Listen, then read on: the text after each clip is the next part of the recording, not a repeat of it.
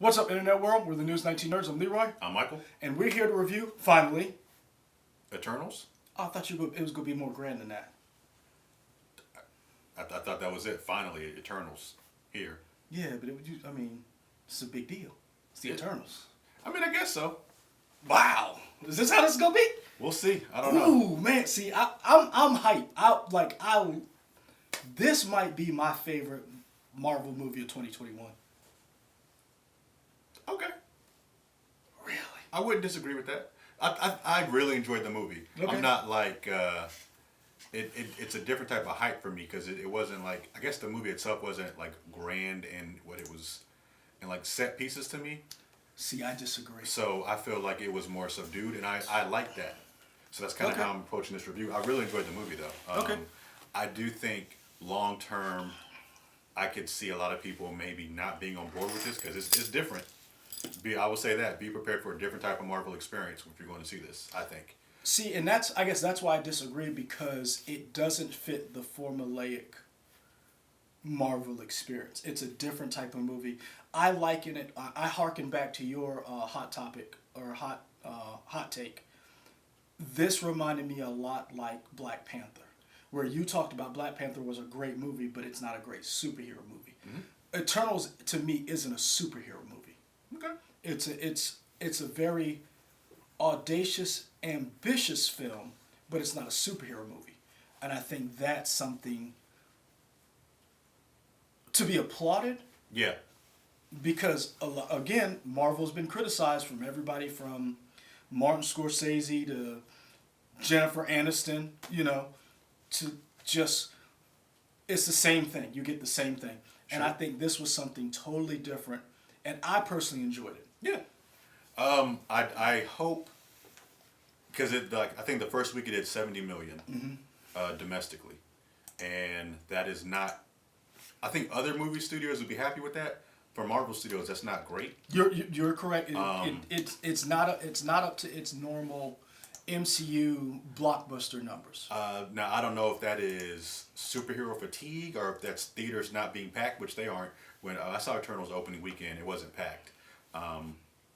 And also, I feel like it's also getting review bombed because it is such a different movie and different takes on characters that people love so much that they're just trying to review the movie or review bomb the movie, which I think sucks. Let me correct you. There are not people who love these characters. There are people who gin up business or are part of the outrage machine when there's anything other than the status quo of the straight white male characters. Mm-hmm. The Eternals are not characters that, in my opinion, that are beloved like a Spider-Man. They don't, like, their first, if you go back and look at Jack Kirby's original run, I think it was 19 issues. So there's no, like, it's not like a Batman where they're at Detective Comics 1,000. You know what I'm saying? There's not like 100 of these issues. It's some people who feel like, I don't want to see this on screen, have an issue with it. And we saw the same thing with Brie Larson when it came to Captain Marvel, and it's some of those same people. I'm not saying all of them are that way. It's some of those same people, because before the Eternals was announced and then you saw who was playing those characters, most of the people who were complaining had no idea who Festus was. Mm-hmm. I also think an issue is those same review bomb people have the benefit of the pandemic, so there are less people seeing the movie anyway. So I feel like the review bombs hurt even more. Whereas when people were trying to review bomb Black Panther or Captain Marvel, we didn't have a pandemic, so people could still go to the movie theater. Well, it's that, and also there is some character changes. There are some things that are different from the actual comics for the MCU. And that happens. Like, we've seen this before. Sure. It's the MCU has never been an entire straight blueprint from when Marvel Comics was the first inception of Marvel Comics to what we saw on screen. If that's the case, look at who the Avengers is on the MCU versus who the Avengers are in the comics. Look at what the first movie we got in the MCU technically was what? Iron Man. Mm-hmm. Iron Man wasn't. You see what I'm saying? Like, it's, so I don't understand. I do understand what this whole outrage is, but to me it's unwarranted. If you're going to critique the movie, there are things that you can critique the movie on. Sure. If you're going to critique the movie, critique it on the fact that there is 10 characters, and it's hard to get all of them, to give them all their 10 Eternals. Eternals, yeah. So we have Cersei, Icarus, Athena, Ajax, Kingo, Sprite, Fastus, Makari, Druid, Gilgamesh. That's 10. There's 10 Eternals. Then you got to throw in Dane Whitman. You got to throw in Kuron, Crow. That's 3 extra people. Wait, who was the second one you said? Crow. No. The second one. Kuron. Who was that? The valet. Oh, yeah. See, I liked him, but I forgot about him. But yeah, But yeah. but that's what I'm saying. Like, so if you're gonna critique the movie on its merits and explain that some people didn't get a lot of screen time. There wasn't a lot of development between certain characters that should have been, that you saw in the trailer, that when you got to the movie you're like, oh, I thought there was going to be more. Yeah. So, I mean, non-spoilers, I enjoyed everybody's performance. The thing that I really liked about this movie is it had a bunch of firsts in terms of Festus being a gay man, having a gay couple. Disney had been criticized before about kind of, I guess, gay baiting people almost, saying people are going to be gay but not really showcasing a relationship. To me, I feel like they did a better job in this movie. They showed him in a loving relationship, which I thought was cool. Also, but not only that, there were multiple languages spoken in the movie, which was interesting to me just because you don't necessarily get that. It's hard for a mainstream movie, I think, to always have subtitles. This movie had subtitles for different points of the movie, different going back and forth. Makari spoke sign language. Yeah. So I mean, that was your first deaf superhero. Yeah, so I just think the movie did a lot of firsts like that. It had older women in roles of power, like superhero roles, which was awesome. You don't really get that a lot, so I commend the movie for a lot of that stuff. Overall, I would definitely say if you haven't seen it, go see it. I think it's a great movie. I will say the movie is, I know Chloe Zhao likes to use a lot of natural lighting in movies and things. This movie is dark, and I guess that's intentionally because if you're using natural lighting, you can only get a certain... Yeah. I didn't see that. That's interesting you said that. I didn't see it as dark. Oh, I saw it as like when they're in the forest, that movie's dark. Really? See, that didn't translate to me. Okay. So here's one of the things I would give this movie. I would give this movie a solid. I'm biased. On the merits itself of the movie, I give it a 7.5. For me personally, and this is gonna be a hot take, I'm gonna give it a 4.5 out of 5. Okay. Because of what they did with some very obscure, hard to translate subject matter. You know what? I'll dial it back. I'll give it a solid 4. Because when we get into spoilers and we talk about like the actual Eternals, the Celestials, the Deviants, some of the things that they tackled and they tried to do, I give them a lot of credit for attempting to distill a lot of that into this movie. I did not see it as dark. I thought it was one of the MCU's best looking movies in the sense I think it looked great, but I mean, like, I think scenes were dim to me. Really? Okay. Yeah, in the forest. And I think that, and I don't know this, but I do know she does like to use natural lighting. I think that probably ties into that. A lot of it also too. Remember, she shot on location a lot. Yeah. So there was there was green screen stuff, but a lot of times she was shooting, and that's one of the things that I liked about this movie that you didn't get from maybe a lot of other movies. You saw the scenery. It was where they were shooting, were some of these places, and I thought that it looked really good in that sense. For me, I'd give it a 4 out of 5. I'd give it 4 Gilgamesh punches out of 5. I would give it 4. I'm gonna give it 4 Quran cameras out of 5. Man, he has so many cameras. That's a little Easter egg for you guys when you go watch the movie. So Alright, spoilers. We're gonna get into spoilers. So if you hadn't seen it, pause.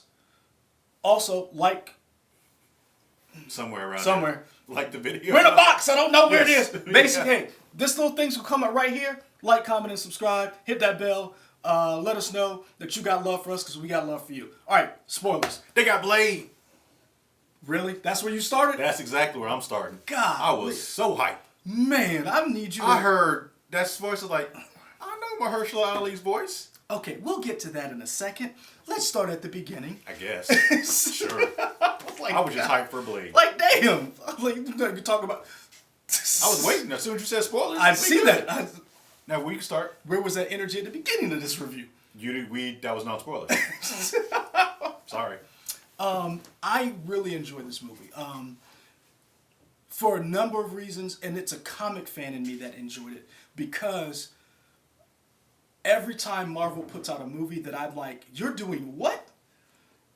I'm like in shock that you're actually trying to do Jack Kirby's vision of the Eternals on screen. Mm-hmm. So, a little bit of backstory. Jack Kirby created the New Gods. And after he left DC, he came to Marvel, and that's when he did the Eternals. It's a very, very interesting run. Like I said, I think it's about 19 issues. He created the Eternals, the Deviants, and the Celestials. And so the Celestials were beings that supposedly would go around the universe and using planets as a petri dish. They did the same thing that they did on Earth. They did it with the Kree. They did it with the Skrulls. A number of civilizations. In the early beginning, they would do things to see what would happen. So in this movie, you have the Eternals, humans, and Deviants. Mm-hmm. And the MCU, we start with those, but in the comics, and I'm gonna try not to get too much in the weeds. In the comics, the Celestials will try to see which ones would win out. Would the they would make Eternals, they would make Deviants, and Deviants would basically be people who have genes that have explosive. I'm trying to exactly the phrase, but basically the Deviant gene would allow them to basically have evolution light years. So like you could be smart, your kid would be a genius, mm-hmm. and that would be the Deviant gene in that race of people. Then you would have, like for us, humans, and then they would have tweak humans evolution to a little bit. And they said in the MCU, in the comics, the idea is the reason why that Captain America is able to sustain the super soldier serum is because of the tweaking from the Celestials when they posited the Eternals and Deviants on Earth. The reason why mutants were able is because of that little tweak. The reason why Bruce Banner is able to withstand gamma radiation and other people are not. It's that little tweak. Mm-hmm. So if you look around Marvel Comics, it depends on which one wins out. So let's take a race like the Kree. The Eternals actually won out. Out of those three, your indigenous population, the Deviant, and the Eternal strain, or whatever you want to call it. When it comes to the Skrull, the Deviant strain won out. So that's why the Skrulls look kind of like they do. And if you look at the comics and look at Thanos and you see that chin and look at the Skrulls, that's supposedly the Deviant gene. That's why they say Thanos has the Deviant gene in him. He's not a Deviant. He's not the Deviant gene. Uh-huh. Right. So he's a Titan. He's a Titan. Right.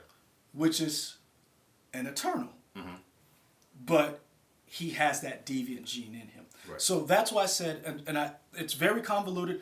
Comics Explained and Variant Comics probably does a better job of explaining it. Also, Comic Tropes. Those three do a better job of explaining the Celestials, how they came to be, and their comic origins. I bring that up because the reason why I love this movie is it sets the stage for so much more in the MCU. Sure. That you kind of didn't get from other movies.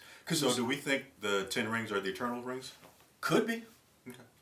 I'm just curious if you thought that. That's what I think they are. They could. They could be and Shang-Chi kind of set it up, mm-hmm. and where there's other places we could go, kind of like Guardians set up, and then Captain Marvel. Eternals opens up the entire cosmos in the fact of you have the Celestials. We see how they were bringing life to other planets, other galaxies.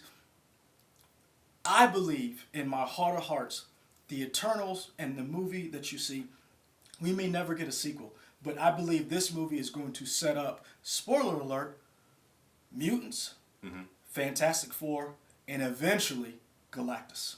Okay. That's why I said I love this movie, because everybody go back and watch Endgame. Remember when they were talking about the Tremors and everybody was like Namor and it was Wakanda and we're gonna get. I believe that was set up for this movie. The Tremor was? Because remember when they talked about the earthquakes and the great the blip. What did they call it? They called it something. The Great Cataclysm. And Who called it that? Maybe I'm confusing comics now. But basically, when they were talking about the blip and how they brought everybody back and that energy. Yeah. That's what I'm saying. Like, Marvel was setting these things up, and that's why I said the Eternals opens the door for so much more. Okay. Who's your favorite Eternal? Gotta pick one. Druig. Oh, interesting. Druig, because he saw it for what it was from the beginning. Because he was the one who realized, without realizing what was going on, that they could have done more. And he wanted to do more, but his way of going about it was wrong. But he was upset that they did not do more. And Druig is played by who? Druig is played by Barry Keoghan. Okay. I really liked him. He didn't have a lot of screen time. I enjoyed the ship between him and Makari, who was the speedster. Yeah. I really enjoyed the two of them, but he was the one who I enjoyed on screen because he was the one who was so different from kind of the rest of them. And whereas they all kind of kept in touch and they all kind of, he was the one who was so distraught by with everything that happened. Sure. He just went off into the woods. Right. He was one of my favorites. Followed by, of course, Cersei. Okay. I think for me, what's Kumail's character's name? Kingo. Kingo. I really liked him. He brought some levity to the movie, which I was wondering how funny the movie was going to be because it was a serious kind of affair throughout the entire thing. But Kumail's character brought some levity and some much needed comedy for me, which kept the movie going in phases. I enjoyed that he was a Bollywood character, and they could have played him as like a vain character, and he kind of was to a certain extent because he had this long dynasty of Bollywood movies, and I'm my grandfather, and my great grandfather, which was nice. But he was also very ingenious. Yeah, he was also very perceptive about the relationship between the other Eternals. Oh, he did. Like, he was really like the only one who was kind of picking up on the fact that Sprite was in love with Icarus, and brought that up as a way for the audience to notice that too. But I liked his character the best. I liked his character a lot too because of that, but also because he was the character who didn't do what you thought was going to happen. I liked and didn't like that he bailed. I liked that they had a character who was like, I'm not going to fight my family. I disagree with what you're doing. Yeah. Y'all figure it out, but I'm separate myself. And I didn't like that he did it, but I liked that they let the character do it. Yeah. And like I wanted to see him in the last battle, but I get it. It was a cool beat. It was a definitely different beat from what we've seen before, where everybody joins together and it's like, we're gonna take down the monster. Yeah. I loved his little interaction with Icarus in the sense of he said the same thing to Icarus that Icarus said to Ajak. And I really liked, and another thing that I liked about Druig is that Druig is the one who foreshadowing a little bit what Icarus, the downfall of Icarus. Because he said when they were in the Amazon, these people that blind loyalty. And when you think about when you advance to the end of the movie, that's exactly what Icarus did. That blind loyalty to the Celestials to finish this mission at the cost of basically all of humanity is the same thing that these people were doing, that Icarus was not necessarily complaining, but mad about what Druig was doing. And it's like, you mad at him, but that's what you are doing. Sure. And I really like that. And Kingo brought a different slice to a superhero character that we hadn't seen before. Shout out to Gilgamesh. Don Lee. Don Lee. I like him in a lot of stuff when I've seen him. And I think I've seen parts of Train to Busan. He's in that movie, I think, right? And I want to say he's the same guy that's in Bad Guys on Netflix. Hold on, you hadn't seen all of Train to Busan? You know I don't do scary movies. That's not a scary movie. Got zombies? Scary enough for me. It's not that scary. You don't judge me. I do. I will. Don't. I'm Anyway. you know what? Call me Arisham, because I'm judging you. Okay, that's fine. I'll take it. But yeah, I liked him a lot. They killed him, but I mean, technically, since these Eternals are being repurposed, I guess they could get another Gilgamesh to come back or something. So maybe. here's the thing so again, the comic nerd in me, there's something called the World Forge, where the Eternals never really die. Mm-hmm. You basically they're able to be reborn.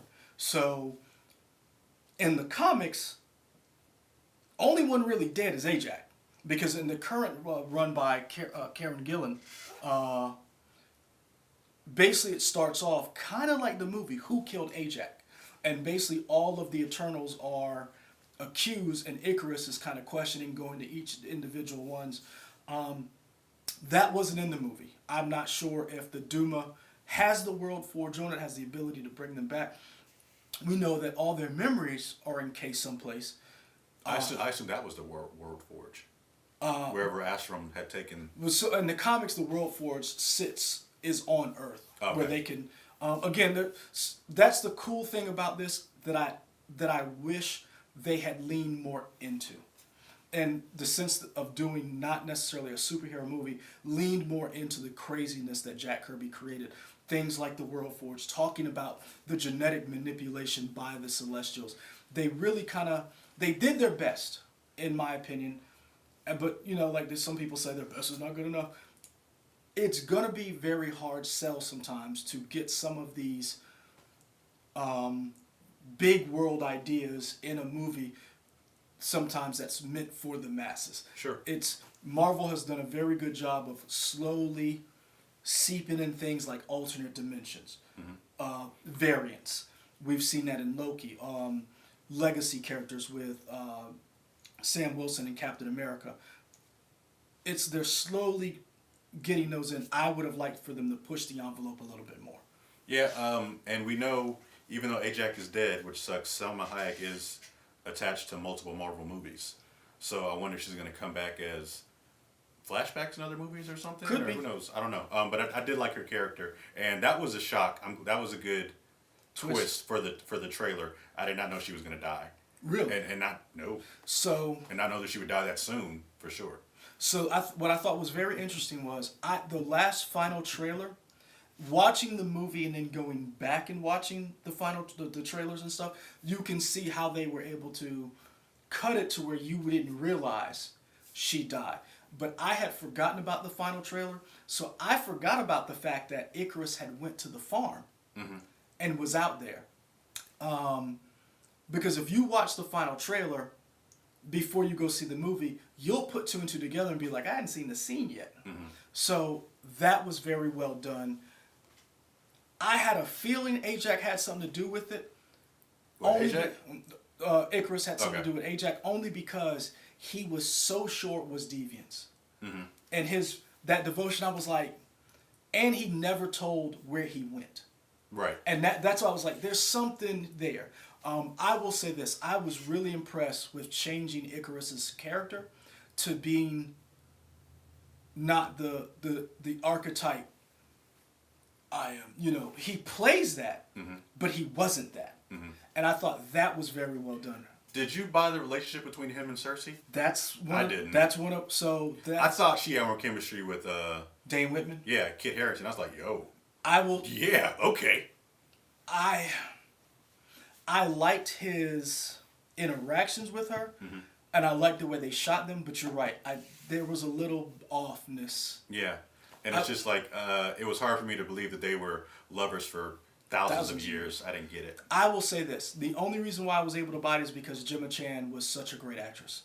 Sure. Because I believed that he loved her based on how she looked at him. Okay. And I did believe that he loved her because of the end of the movie. He was not able to kill her. And that's when I was like, oh, you really did love her. Because you had no problem killing Ajax, buddy. I mean, Thanos loved Gamora. He killed her. Yeah, but he didn't love her. Oh, okay. Yeah, cool.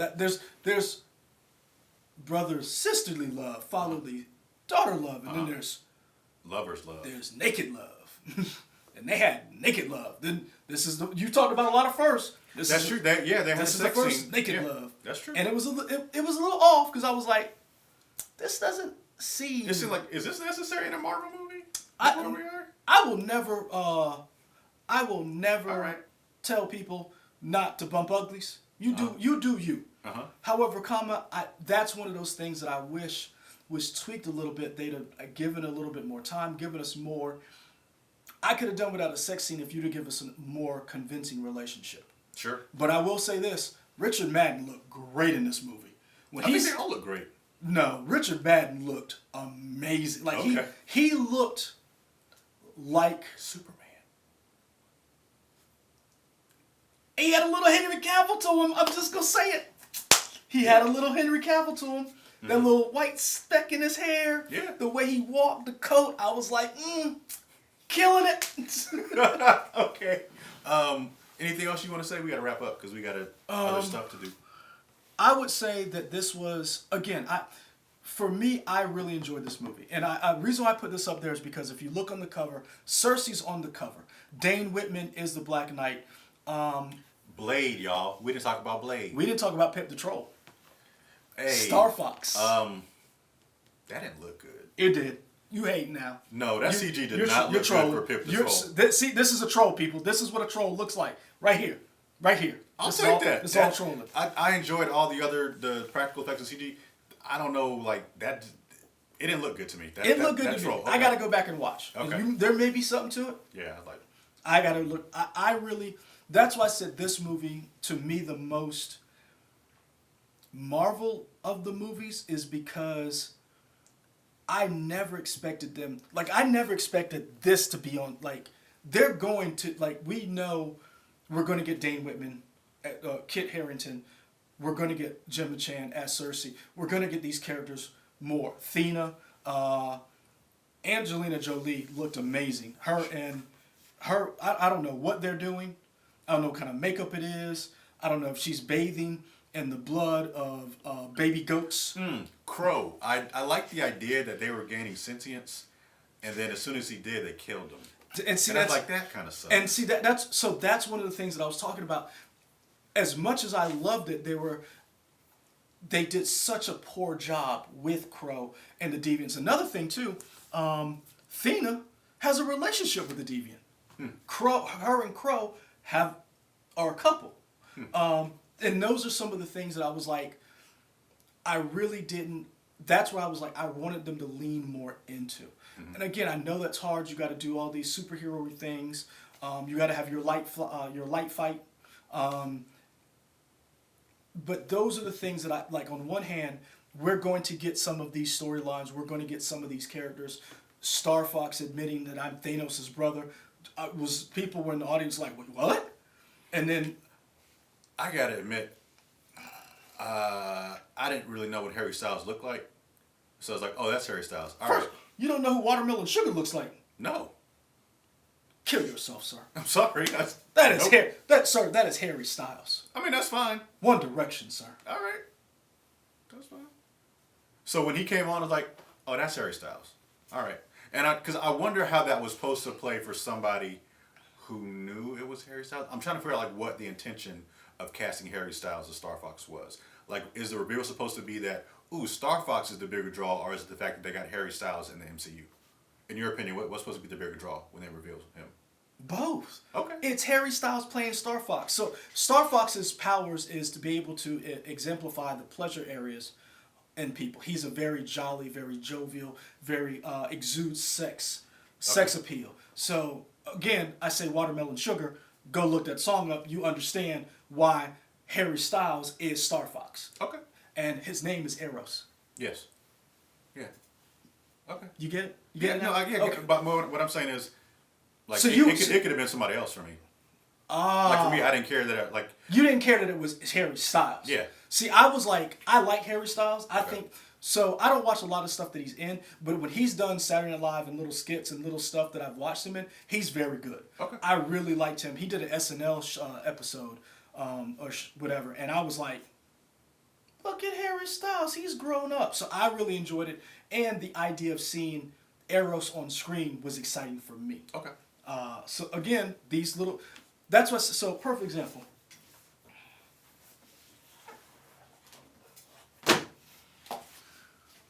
You remember the show? I watched it. It was. I tried to warn you, didn't I? Good. I tried to warn you. When I saw you know the worth of a movie by the wigs. And Medusa's wig. I mean, they cut her hair like episode 2. I'm guessing they just couldn't keep up with special effects. So when Marvel and has been trying to make the Inhumans a thing. And the reason why is because they didn't have access to the X-Men. And I never thought I would get this on screen. And then when I got it, I was like, maybe I didn't need it. But then I got the Eternals, and I'm like, that's what the Inhumans could have been. Sure. And so seeing Arrow, seeing Pip the Troll, hearing Mahershala Ali's voice, and realizing Blade and Dane Whitman were together in a group called MI13 with Captain Britain. So now you're hearing rumors, who are they going to do MI13? Is there going to be a show? Is there going to be a movie? Who's going to play Captain Britain? And people are like, Henry Cavill? And Henry Cavill's like, I'm not doing anything right now. And it's like, these nerd things, or these things that as a comic fan growing up, you're like, you're going to get these things that you never thought you were going to get. It's so exciting. Okay. But there is that other side of it where you're like, I wish they'd have done. And I'm not one of those people who are like, well, they should have done.